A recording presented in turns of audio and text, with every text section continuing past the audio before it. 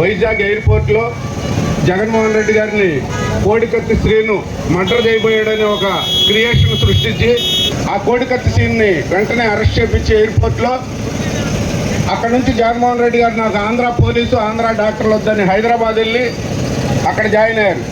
కోడికత్తి శ్రీను వల్ల ఎంతమంది లాభం పొందారంటే సానుభూతితోటి జగన్మోహన్ రెడ్డి గారు ముఖ్యమంత్రి అయ్యాడు.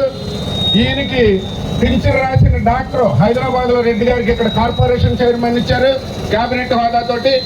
అలాగే ఆ కోడికత్తిని తీసుకొచ్చి సప్లై చేసిన చిన్న శ్రీను గారు విజయనగరం కొత్త సత్యనారాయణ గారి మేనల్లుడు, ఆయనకి నిన్ననే పార్లమెంట్ సభ్యులుగా కేటాయించడం జరిగింది విజయనగరానికి. ఈ రకంగా ఇన్ని పదవుల పొంది ఇతను బయటకు వస్తే నిజం తెలుసుద్దని 5 సంవత్సరాల నుంచి జగన్మోహన్ రెడ్డి గారు కోర్టుకు వెళ్లకుండా ఈ కోడికత్తి సీన్ని జైల్లో మేనేజ్ చేసి అక్కడ మగ్గిపోయేటట్టు చేస్తున్నారు. వారి తల్లి అన్నయ్య నిరాహార దీక్ష చేస్తున్నారు.